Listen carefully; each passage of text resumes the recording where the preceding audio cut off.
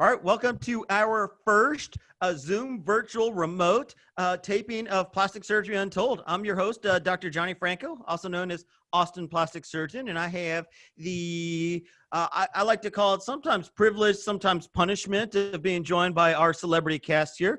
We have celebrity anesthesia, Travis Osborne, known as the What's up, Workhorse. everybody? We got Austin's most beautiful man, Gilberto Signs.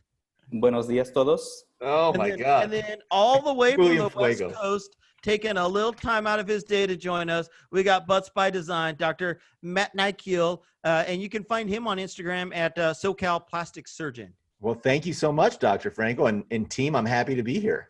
We're Good to have you, man. Yeah, we're glad you're here. We appreciate Thanks for joining you. us. I know everybody's got a little bit of a crazy life, so we appreciate you joining us. Just so people know, today in our episode, we're going to kind of talk about COVID-19 and how this has affected medicine and specifically all of our practices and kind of how patients can reach us and what we can do and can't do, because I think there's a lot of questions out there. And so it's kind of nice to get some perspectives from all over. But before we dive into the nitty gritty, let's learn a little bit about Dr. Nykiel and why we let him join us. And so those of you that don't know, I've actually known Dr. Nykiel for quite some time, unfortunately. We actually trained together at St. Louis U. We were residents together, and I mean, I would take some credit because I did mentor him. I also take the blame for some of that as well. But we've known each other for almost 13 years now or something like that. It's been a little while. Since about 07, right? I mean, that's 07. about when we. Yeah. So we're just getting old. Yeah, you're right. It's 13 years, John. 13 years. Do you want to catch people up? Tell us a little bit about your practice, where you're at, and kind of what you do day to day in your practice. Yeah, I'd love to. So I'm out here on the West Coast in sunny Southern California. So we have 2 offices in SoCal. We have one in Newport Beach. That's kind of like our flagship office. And then we have another one in Upland, California. It's about 50 miles inland. Most of my practice these days has turned into body contouring. So I do a lot of liposuction fat transfers, just like yourself, but I do a lot of just plain liposuction, liposculpting. I'm a trainer for Vaser Lipo and for Renuvion or J Plasma. They're kind of going through like this identity crisis right now. They want to be called Renuvion instead of J Plasma, John. Very confusing, right? I've had this talk with them many a times. Right, and then Bovi's plastered over everything. But so I'm a body contouring trainer for Vaser Liposuction and J Plasma. That's pretty much what we do these days. We do breast augmentations with the body contouring, but mainly sort of hourglass body contouring is what we're doing. And then catch us up, because we try to get everybody to get a little personal in here. You met your wife on Craigslist way back in the day when we were in residency, correct? Yeah. Important thing though, that was before they banned the sex ads on Craigslist, actually. So as this podcast is going to get banned with some of this talk, but yeah, you actually met your lovely wife when we were in residency, and then we did, yeah. And then you have you were in my wedding, right? I mean, you were one of the groomsmen in the wedding. This is correct. This is correct. And then you got some lovely children as well. We do. We have 2 kids. I have a son whose name's Ford. He's 4 years old. I have a daughter named Rosie who's 1. Someday, though, jumping back to the wedding, Johnny, on this podcast, you ever had me back? We could tell a story about your date at that wedding. Oh, yeah, I mean, if we bring you back, we may talk about that. I think it would be a good topic. It's on that note, let's find out what's going on with Gilberto, the most beautiful man in the world. Last we knew, his relationship was hanging on by a thread. He had messed up I think a birthday or something. So what's going on? I killed it with the birthday. What are you talking about? Oh, you did? Yeah, no. Well, what's going on? How's quarantine going with the relationship status? Because a lot of people have had concerns and worries about fresh relationships and being quarantined together. What's going on there? Well, I mean, the difference is that it's not necessarily a fresh relationship. We've dated for a while years back, so this is almost like a BBL revision. It didn't go as expected, and now you're trying to fix it. Was that what you would say here? No, it's just it's a second chance circumstance. Oh, I love that. That is new. I love that. So, but you're saying things are going good, or yeah? No, we're doing great. We're having aloof here. We're having a really good time. What's the over under? Come on, give us the over under. What's the over under of success here? I mean, I'm in it for the long haul, and I think she is too. All right. So okay. So we'll say 2 weeks. Me and Franco had a side bet going at 3 or 4 weeks. So, Well, I mean, we're like 2 weeks into this stay home, stay safe. I'm working from home now, so I don't know. We'll see. We'll see if that 2 week side bet that you and Franco had. And I've been to your condo. It's a nice place, but it ain't that big, and there's not a lot of places to escape to. No, it's not that big. We're trying to find ways to keep each other sane and not get on each other's nerves. I read about this little trick or something that someone recommended, that you make up like a fake employee, and like an imaginary employee, and you blame all the shit on that employee. Sorry for the cursing, but you blame all the bad stuff on the employee. Like if someone left dishes in the sink, you blame that imaginary employee, and it's kind of like that way you don't ever get into an argument about stuff like that with each other. Can we do that like for the that. podcast? Can we name that employee Donald? And if we don't like or enjoy during the podcast, we just blame it on Donald. I mean, we could get like a little doll that sits on the on the table and call him little Donnie Donald. I even made a sign that says this isn't your home, and I'm not your mother. So pick up after yourself, Carol. And Carol's the name of your employee. Yeah. It started out as Karen, but then we changed the name to Carol because we watched that Tiger King docuseries. that was my next question. Here, kitty, right? I haven't seen that yet. I'm Oh. gonna have to put on my list for our As next soon episode. as you get home tonight, that needs to be done. Okay. Honest to God, Here, Kitty is the best music video I've ever seen. Right? I thought the music and music videos alone are worth the watch. Oh, 100%. I'm gonna put. I've been resisting. I've been fighting. The mainstream, but boom, I'm in. Well, celebrity, catch us up with what's going on with you. I feel like you've been unusually quiet. The mustache is on point. I don't know if people on camera can appreciate the mustache you got going. They can see that. I think sure, right? Well, right now I'm considering it fun employment. We're not currently doing cases right now at the surgery center because we're on hold for elective stuff because of all the COVID-19. So I've had a little bit of time hanging around the house. Decided to grow a mustache. Okay. So yeah, that's where we're at. Also, how's the wife doing? You don't want to give us an update? She's forgotten about, or what? At Your Trendy Therapist, you usually give her a free plug on our podcast, but that's cool. No, quarantines must have gotten to that happy family too. Like Mary doesn't get a plug. She ain't been on good behavior. That's right. No, she's doing well. The knee is healing up really well. She's just making progress. At this point, it's kind of slow and steady, waiting for some strength to come back in her leg, and then she'll be good to go, back to 100%.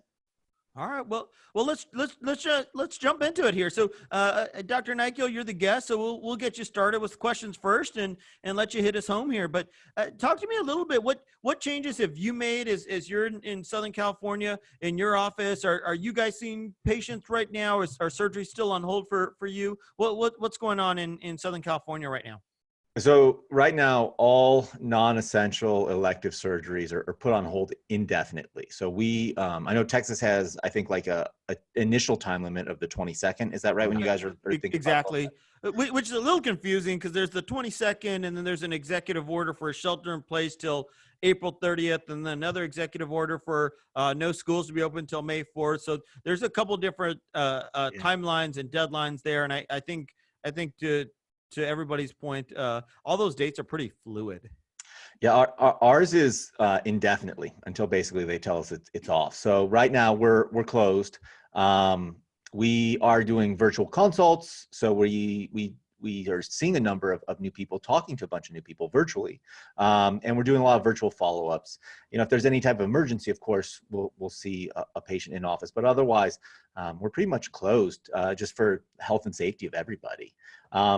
And so that's been interesting. We've definitely worked, we've always done virtual consults, but we've really focused on them, and I think hopefully given a better quality consult virtually because we just had more time to focus on it, really. And correct me if I'm wrong, but in our practice, we've tried to get away from saying consult because I think we've confused people. But you do virtual appointments, so I mean, not Yes. just people who want new consults. If you have a follow up that has a question, if you have any other type of thing, they're still welcome to do appointments with you. And then obviously, if somebody had a real issue where you did a virtual appointment or some type of screening and you needed to see them, you're still available. Correct? Yeah, yeah. We do much like yourself. We do a lot of travel patients who travel in from different parts of the U.S. and in the world. So we always kind of were doing a fair amount of virtual follow-ups, right, or virtual appointments. Now we've just shifted everyone to them. Just trying to keep everybody safe, keep everybody home. I'll tell you, man, I actually really like them. I think I do too. especially right now and even going forward, there's a lot of people who just want a little information, to come in to do some stuff is really hard. I think, for them to be able to take pictures at their leisure, like we have we use Simplast, which is a secure app that has our EMR. They can upload pictures, they can text with us, and they can actually video chat with us through it. And there's lots of systems out there, so I'm not saying it's what everybody needs to do, but it's a great system for us because they can do that at their leisure. They've uploaded stuff. We can talk about it. It's not the awkward of them trying to undress on a video chat or anything like that. And get them some information in a great expedited fashion. And this goes to my whole thing at our practice, trying to create something that I call the Uberization of plastic surgery, where, we're creating something that's fair, something that's transparent, something that's efficient, something that's modern for patients, and I think that transparency, the modernization are things that people have really been craving. And it's an unfortunate circumstance right now, but I think it's forcing plastic surgeons in the medical field as a whole to make some strides forward. The physicians and surgeons, as you can attest to, don't like change, and this has forced us a little bit to catch up with technology. Yeah, I'm with you. We were actually talking about this I think earlier last week. I think even when we get back to some normalization, we're going to continue doing these virtual appointments for a lot of people, and also virtual consults, because I agree. I think there's a lot of people that just kind of want some info, just want basic, hey, am I a good candidate for this, etc. And the issue is, I'm sure much like myself, on your office days, they're busy, and I mean, they unfortunately move at a pace that's pretty quick. So it's nice to be able to sort of schedule these virtual consults at times of the day when you can take the time, look at some photos, speak with them, just get them some basic info. And so I love it. I actually, we've toyed around the idea that we're going to move all initial consults to this kind of like virtual sort of initial meet and greet appointment. And then from there, people can kind of decide, okay, when am I ready to kind of come into that next step? Because I think it'll just make office days a better experience for everybody.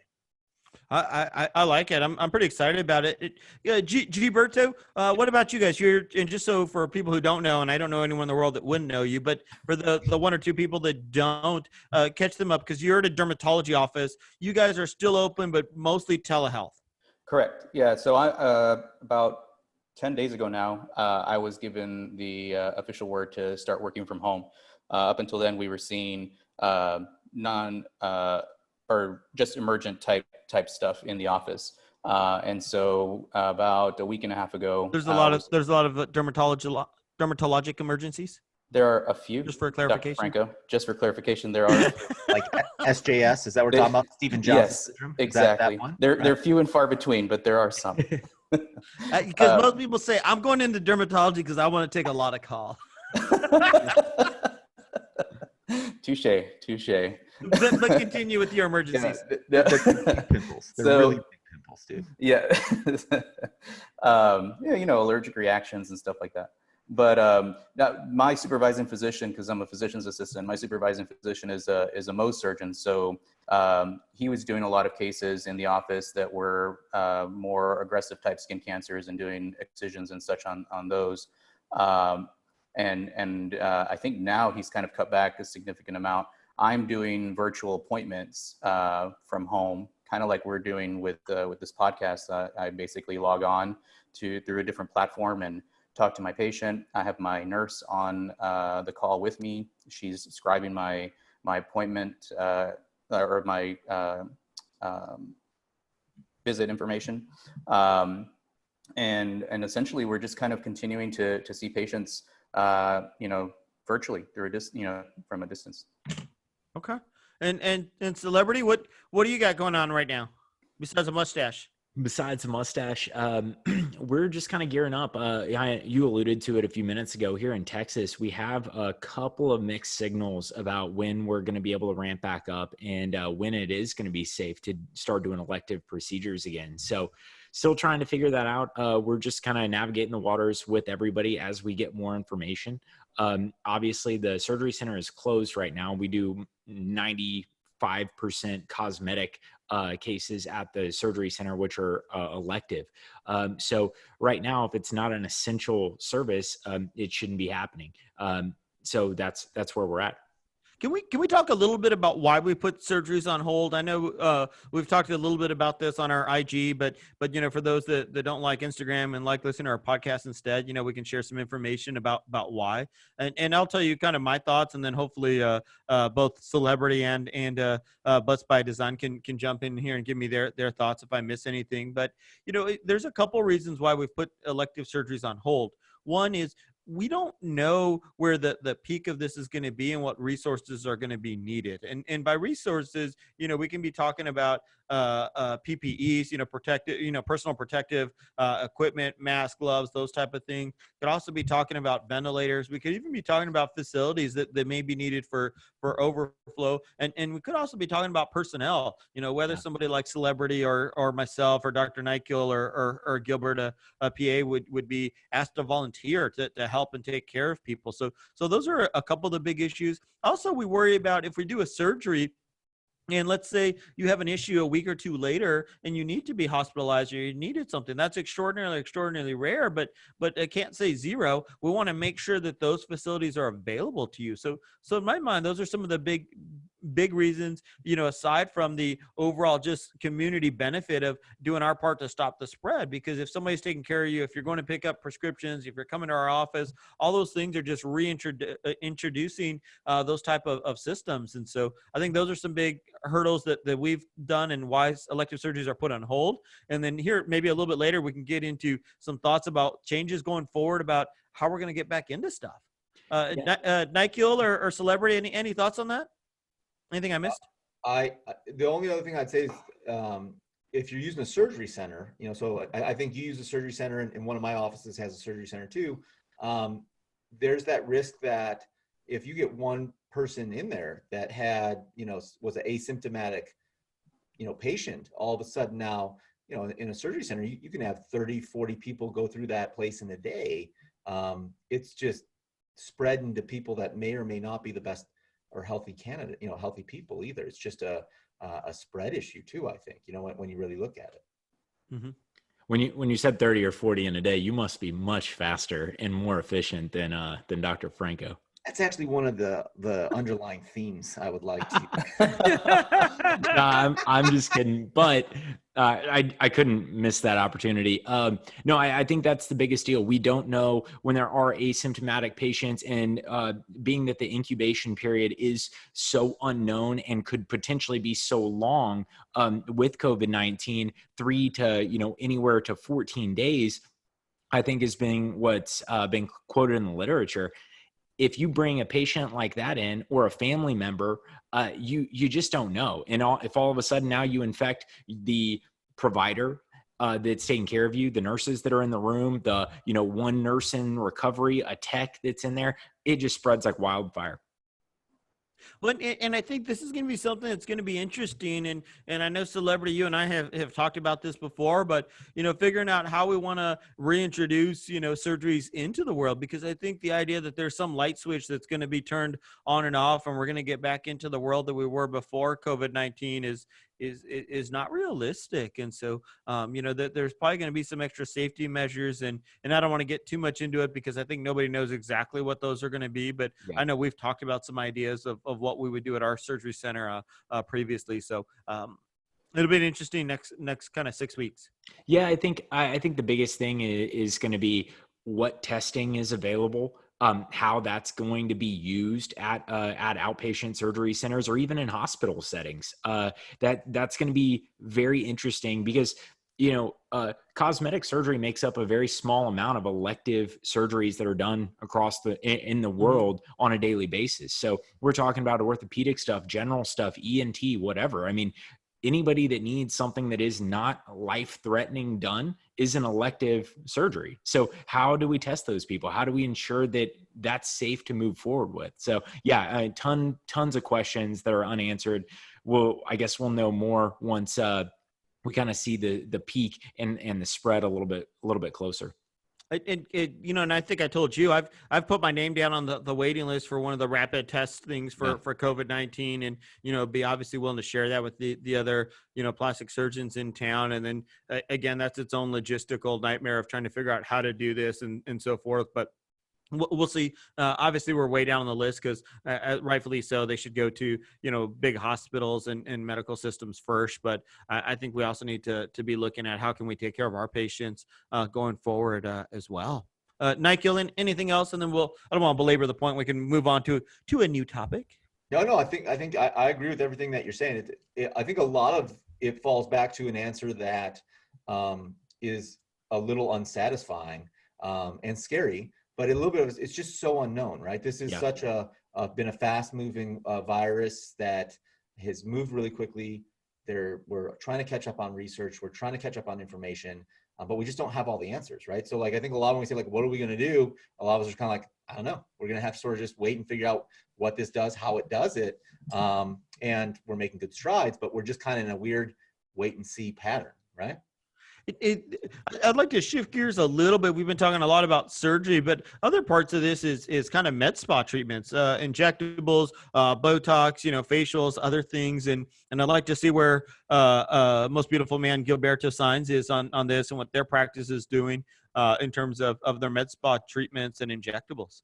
So before we even stopped seeing patients altogether in the office, I think word came down from the other physicians in the group and even from our executives in corporate that we were going to suspend all cosmetic treatments. And this was I would say maybe even 2 weeks before we started working from home. So for a while there, we were just doing general derm patients in the office. And at that, it was only the more serious type stuff or things that needed, urgent attention. So, in our office, in our practice, at least the location that I'm working out of, we suspended all cosmetic treatments, including injectables and med spa treatments, laser treatments. Everything was just put on hold. What about you, Nykiel? In Southern California? Because here, it's pretty strict that you shouldn't be doing any med spa type treatments right now here in Central Texas in Austin. What's the statement out there and for you guys? Statement out there is a pretty strict. So we were obviously one of the first states I think we were the first state, right, to enact it. And actually, prior to the state of California enacting it, the Orange County threw out this really, who did that? This really blanket ban of, sorry, did you lose me? Somebody called me there and my map kicked off there, sorry. So no, but you expanded your view. We can see more of you now. Boom, boom, boom. What happened there, It's whatever the people wanted. The people said, we want more Nykiel. You're giving the people what they wanted. They want, no, bring that background in. For those of you that are I don't even know how that happened. On YouTube. Just called me. When Dr. Nykiel tried to slyly pull his backdrop closer to him. Did you like that? Because he figured that it was easier to adjust his stamp and I have no idea how to fix that. Than adjust his camera. So you know how? I don't know, bro. And pulled his background closer to him. So I'm just going to pull this up a little bit. I just want everybody who's listening and not being able to watch this shenanigans to get a real taste for what one Dr. Nykiel is. And what I dealt with for 4 years in residency. Thank you. Exactly right. You're welcome. Look at that. Orange County was one of the first counties that really did it, that enacted a shutdown. So it's all closed. It should all be closed. I mean, no, it is. And it's interesting because I had a patient text me a picture this weekend because one of the med spas here in Austin is still advertising that they're doing injectables and that there's discounts right now during COVID and that they're spacing people out, and that's why they can still do it. And so, it's kind of an interesting spot, and I think you just got to really think about whether it's worth it or not right now. The Texas Medical Board has made some really strong statements about if you're caught doing some things that are outside of the recommendations, that the punishments will be swift, and that they will be harsh. I think it's something to really think hard about. I love a little Botox, but a couple of weeks without it's not going to hurt anybody. I think that you and I were talking a couple of days ago about how busy places like med spas, hair salons, wax centers, everywhere that people go to get their quick fixes, they're going to be so ramped up when things go back to normal or some version of normal. And when they stop the social distancing or the stay at home orders. So we'll see. I have a feeling you guys are going to fill up very, very quickly with Botox appointments and filler appointments once this is lifted.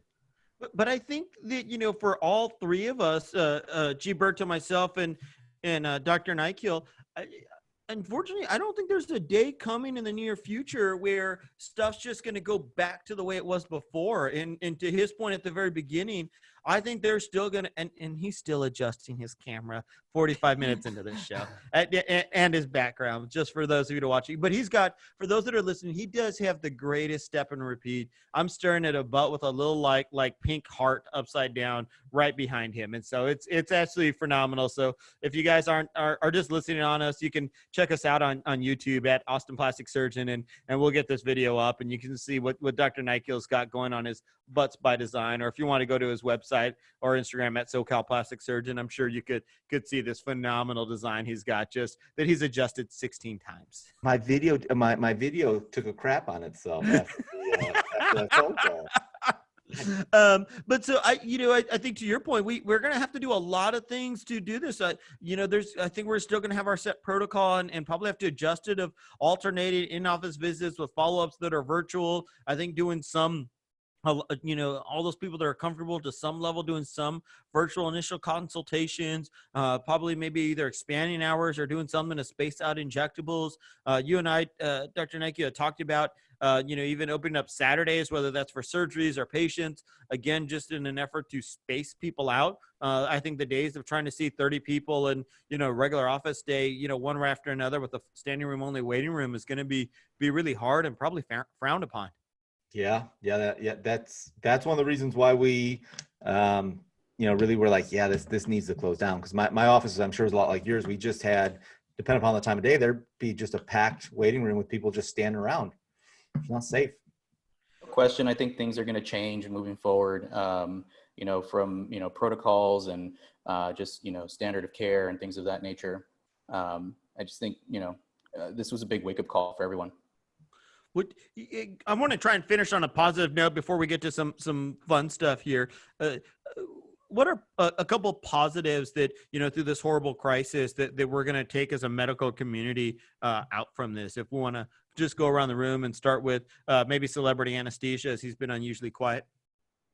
I just letting you finish, man. You guys are in the Botox scene a lot more than I am. So I really don't know how that's going to play out moving forward. I think you guys all have a good plan going into things, ramping back up. And I think that's the biggest deal with this, like realizing that things aren't going to change overnight. All of a sudden, a light switch isn't going to flip on at the end of the month and just say, okay, free to go back to normal. And I think realizing that and taking those steps initially to make it a streamlined and safe transition, that's the positive. People are going to be more forward thinking and they're going to be less reactionary moving forward, I think. Gilberto? Just kind of like just piggyback on what I was saying. I think, the positives are that things are going to change, we're going to start to maybe look at healthcare in a different way. And I think that, these virtual appointments, these virtual consults, it's something that's been around for a while, but, hadn't really been adopted. I think there's going to be a larger adoption of these types of consultations and appointments, which is going to open up a lot of opportunity for individuals that don't have access to healthcare, or maybe it's too difficult for them to get into a certain specialist, or the wait time for an appointment in the office is 3 months out, 6 months out, so I think it's going to change things in a lot of ways. It's been interesting because telehealth, I did my med school in Galveston, which is, services a lot of the ships and so forth. So it's something they talked about since, gosh, 2002, when I was a med student. And to your point, for some reason, I think plastic surgeons do a decent amount of virtual online stuff, but overall as a medical community, I don't know that it really has caught on as much as people had thought 10, 15 years ago. Nykiel, I mean, would you agree, disagree? I think we lost Dr. Nykiel's I'm sound. back. Oh, he's back. He's back. I would agree with you that virtual consults have been there, but people haven't been embracing it. And for the most part, I think for the standard practice, they really weren't needed, right? I mean, you had a pretty efficient office running. People came to see you, and the systems worked really well. And there hasn't really been a reason that we've needed to change it, right? Even though the technology's been there. Well, now we finally, really have something that's sort of pushing us to say, you know what, maybe it's safer to, and certainly in the short term, spread out your patients, find different times, and be able to provide a service that is decreasing the risk. So that, It'll be interesting because, and hopefully I don't get a lot of bad press or lose a lot of followers for saying this. I don't know how big the taxi cab companies are in following our podcast, but it's interesting. If you look at Uber and Lyft and these things, people were okay with taxi cabs. It is what it is, sort of like healthcare. And then Uber came and just completely changed the model. And if you think about it, look at the flu and other things where, if you're really looking at this, you would think, hey, why don't we adopt a lot of these policies when we go forward, with the flu, with other things of not bringing sick people into the office, treating them remotely like this, and not spreading stuff, not putting our office staff at risk, not having shortage of those days. I think making businesses and people be a little bit maybe more knowledgeable about enforcing some of these practices, in terms of, hey, if somebody has a fever for X amount of days, they can't come back, they can work remotely at home. And now everybody's implemented these systems that I think would be easier. So I think there are some stuff that this is going to push us to be better. And I do think that we've been a little reluctant and missed some of the boat on telemedicine, and not to be pessimistic, but I think some of it had to do with we weren't pushed strong enough from and this is probably why plastic surgeons adopted this more than other people, is reimbursement, I think, was hard for telemedicine. Yeah. There's a lot of confusion with reimbursement in terms of what would be covered, what would not be covered for practices that are not aesthetic in nature. 100%. And I think now that it's been pushed, I think it's not going to go away. And again, I'm just trying to look for a rainbow at the end of the storm here. And so I think there is some stuff leaps forward. And in California, like Texas, I mean, you have it all the time, Dr. Nykiel, where people drive 3 or 4 hours to see you. And I think for, subspecialists, I think doing some screening to see if it's even worthwhile for them to come see you in person and so forth, on their part and on ours, because it's easy for you and me. We're in the office, the office visit takes 30 minutes, whatever. But it may be an 8-hour visit for them, 3.5 hour drive there, 3.5 hour back, by the time they see you, fill out paperwork, see your coordinator. I mean, it's a long day for them. So I think there's a lot of big pluses that can come out of this if we really take the lessons we learned and use this efficiently. I totally agree. I think this is going to end up being a very innovative time for healthcare in general moving forward. And I think what you were saying, even from like a primary care standpoint, I think the more obstacles that you can eliminate helps get people seen by physicians or other providers. And if you're in rural, Nebraska, in the middle of nowhere, and it takes you 3 hours to get to a provider to be seen once a year, you can remove that drive time now, and mama or papa can see you virtually if someone brings an iPad over for them. And that's a huge win in my book, because now on the anesthesia side, I'm not seeing someone that hasn't been seen by somebody or at least followed by someone in 6 years. And I think, healthcare costs have been a huge issue, Yeah. from anyone who's been in the world for the last 10, 15 years and even longer than that. But I think there are some ways to get some costs down by doing some of this in terms of overhead and other things. And I'm not trying to make it all rosy and peachy, because it is easier to miss stuff. I think there's some stuff that you lose without being able to see people in person, but I think there are some stuff, and trying to find a good balance, and finding that good balance is what's going to be hard. But I don't want to drag out that topic too much. Obviously, I've made my feelings kind of known. This is typically where we do fact or fiction, but considering the times and what's been going on, let's go around the room.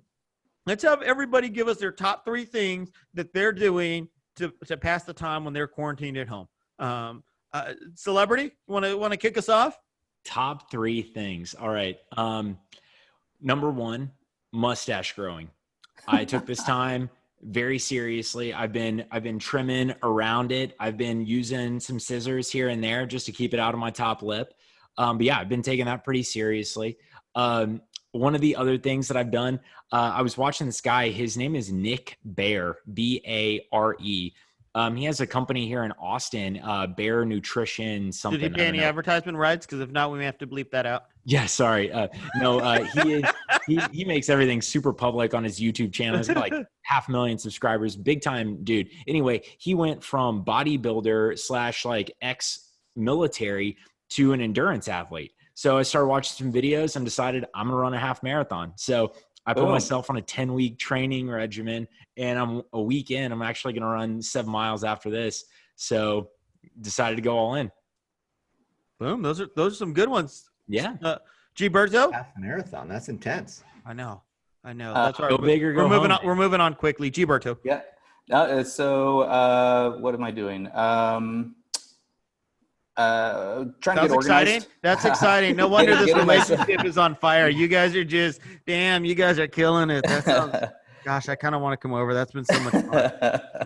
Getting myself organized, things that I wasn't able to do when I was working full time. I now have the time to do them. So getting things organized here at my place, going through, throwing out old stuff, getting my taxes in order because I still need to file those. For those of you that are listening, he is a beautiful man. He is a beautiful man. All kinds of adulty things that are not very fun. It makes all that sound better if you're picturing a better looking guy. I am responsible. And watching a lot of movies, just watching a lot of movies. And all right, give us your one favorite movie. Go. You got to give us something fun on your segment because you're about to get muted right now. Yeah. You're hanging on by a thread right now. I watched Zombieland for the first time this week. For the first time? Yeah. And he just got muted because the that lack of like overall statement. One, I'm not sure how long this relationship's going to last. If that was their exciting events, was organizing and cleaning for the last month, and then to just watch Zombieland for the first time. So boom, boom, boom. G-Bird is on mute for a little while. Dr. Nykiel, what about you? I love this mute. This is like around the horn for any of you that watch a little ESPN Sports Center. This is phenomenal. How much of your market base do you think actually watches around the horn, though? Oh, no one undered that. Okay. I mean, right? I mean, we've thrown it out like you got that. Other than that, nobody. I think there's 2 or 3 people that listen to it who have seen it. So half the people that are watching right now. Yeah, correct. Is that? Yeah, I mean, my brother's already given us a thumbs up on Instagram, so that's one. Good. What about you guys? What are you doing in SoCal? Yeah, Gilberto's trying to like hand signal his way back in. He's not getting. I've been watching a lot of Netflix and chilling, right? Just a lot of Netflix. So Ozarks. I binge watched Ozarks season 3. I thought that was pretty good. Tiger King, I thought was a sleeper, amazing sleeper, man. I mean, it's good.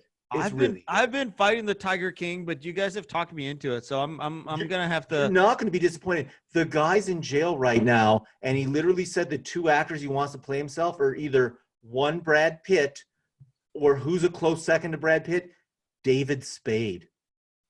That's his 2 choices, just to give you an idea. Brad Pitt or David Spade? How? I mean, seems reasonable. Seems reasonable. It's like shoot really high. We can't do. Okay, we'll take David Spade. That's fine. Whatever. Okay. Yeah, so That was much more exciting than Gilberto's past 2 weeks. So that was actually pretty good. My biggest takeaway, I don't know about you, Matt, but my biggest takeaway from the entire thing, me and my wife, we have 2 designer dogs at the house. They're both doodles, poodle mixes. yeah. I could have had 2 tigers for the same price as these dogs. It's unreal. What is going on in those places of the country that you can just decide you're building a zoo with these massive animals that literally rip someone's arm off, right? I mean, I so badly want to put a little bow on a little tiger and give it to Gilberto. I so badly want to spice up his life for him. But he Is it a tiger pup, like a tiger cub? Wait, you got off mute? I guess there was a timer. I just remuted him. I don't know. I don't know how that happened. That must have been a mistake on my part. No, those. Just muted again. He's trying to get back in, but no. So as he's muted, I'll tell you. It was. Yeah. What about you, man? I was cleaning out my place a little bit, and I found a birthday card with $40 still in it. So I was like, score. I guess. How are you going to spend that 40? That's the question. I can't really do anything with it right now. I mean, it's probably going to go towards like DoorDash or something. So I have to see if I can upload this cash with an app or something. Who knows? Because nobody will accept cash from you now. Oh, you touched that? No. Virtually deposit. Now, Johnny, nobody wanted to touch the cash from you before COVID. Let's not.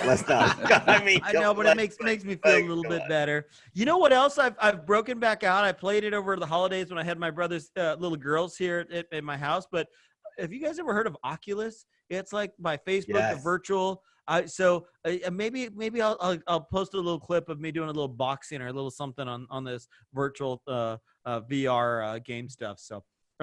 Did you get the Star Wars games on that, John? I do. I've played a little bit. I'm actually pretty good. I mean, the force is strong.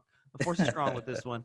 Nykiel, we're gonna let you do a little segment that we like to call Behind the Bovie. Can you tell people maybe something that goes on in surgery or your practice? We call it Behind the Bovie because maybe something behind the scenes that people don't know. And so if you can maybe drop a little nugget of something behind the scenes that people would never know about your plastic surgery practice or surgery.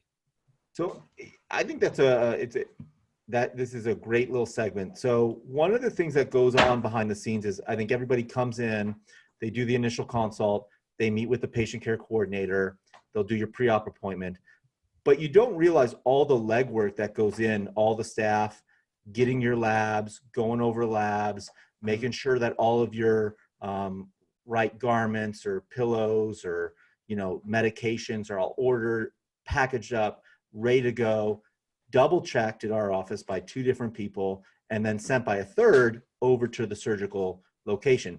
And I just think all those things sort of happen behind the scenes. And the negative of that happening behind the scenes is I think when you say like what is the positive sometimes of using reputable places, reputable surgeons, good safety is that's all happening behind the scenes that you had no idea was going on. And that's just 100% towards safety. And so to me, at our office, we've been trying to figure out a way to really showcase that that's going on.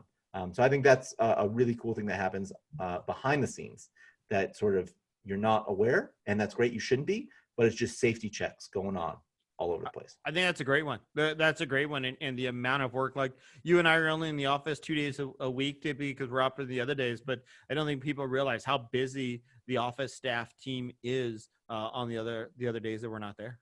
Yeah. That's a great one. Can we do a little quote of the day as we're winding down here? Who's going to do the quote, Gilberto or celebrity? Am I unmuted? I've got. Yeah, you're back, dude. You're back. I had one lined up, but Gilberto, go for it, man. No. Go ahead. Are you sure? Yeah. All right. I don't want to. It brings me pleasure to mute Gilberto again anyway. So boom, he's muted. I thought this one was particularly relevant today just because there is so much fear and uncertainty going on right now. This one is from Nelson Mandela, and it's about bravery.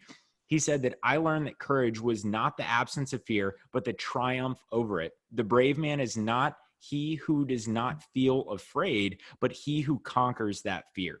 And fear for me can be dismantled a little bit by a good knowledge base and a good understanding. So I've been trying to equip myself with understanding the disease process, understanding, the pathology of what's going on with COVID.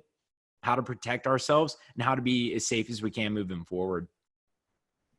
No, I agree. I think right now is the time that we got to be reasonable and people kind of understanding what's going on. And I think, exactly to that is understanding that everybody's stressed and everybody's scared. And so, have a little understanding and patience. If somebody's, a little uptight, if somebody's a little anxious, if somebody's a little easily irritable, everybody's going through what you're going through. So I think that's a great one, Celebrity. Appreciate it.